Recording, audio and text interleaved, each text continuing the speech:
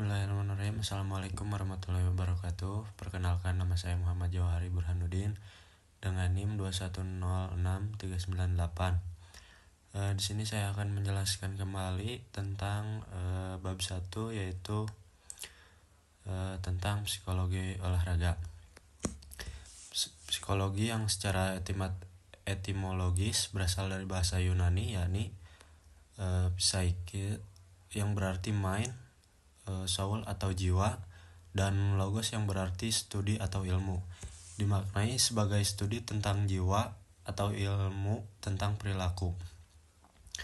Baru pada akhir abad ke-19, psikologi tampil sebagai disiplin ilmu tersendiri, dan sejak saat itu psikologi mengalami perluasan makna yang diartikan sebagai suatu ilmu pengetahuan yang mempelajari semua aspek perilaku manusia, baik kognitif, afektif maupun psikomotor, ditinjau dari semua sudut yang menyajikan prinsip-prinsip elementer, esensial dan juga universal.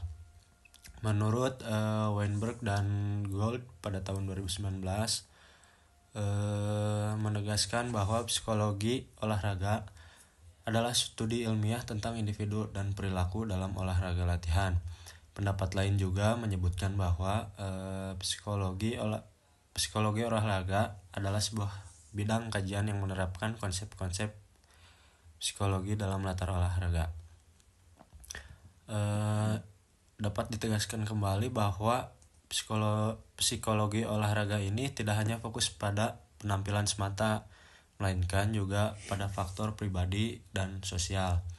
Hal ini sesuai dengan hakikat manusia sebagai makhluk hidup yang dalam satu kesatuan.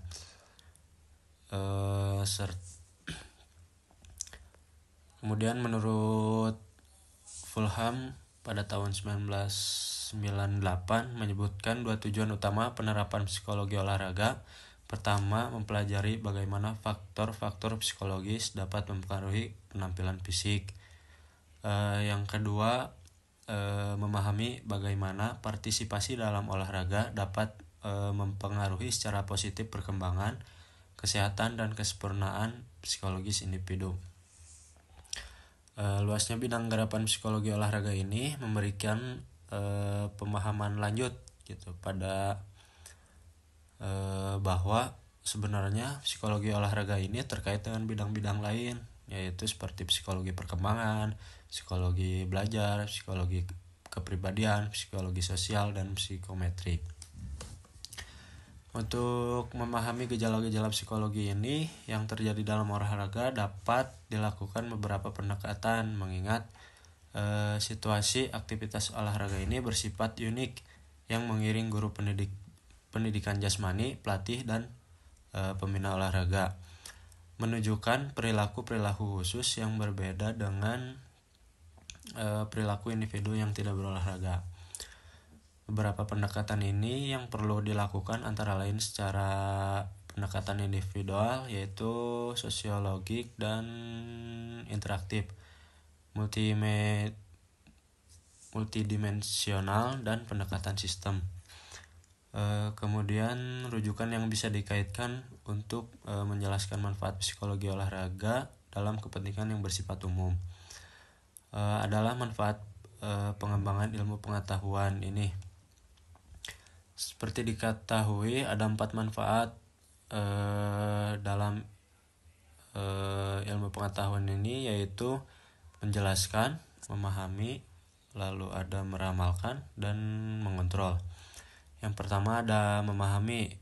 Dalam memahami ini kita bisa menjelaskan gejala-gejala psikologi dalam bentuk tingkah laku dan pengalaman yang terjadi dalam praktik olahraga. Kemudian ada meramalkan. Meramalkan sejumlah probabilitas yang dapat terjadi dalam olahraga sehingga siap menghadapi hal-hal yang kemungkinan akan terjadi. Kemudian mengontrol atau mengendalikan gejala-gejala. Mengendalikan gejala-gejala perilaku yang dapat menjurus kepada hal-hal yang dapat mengganggu perkembangan dan penampilan individu ini.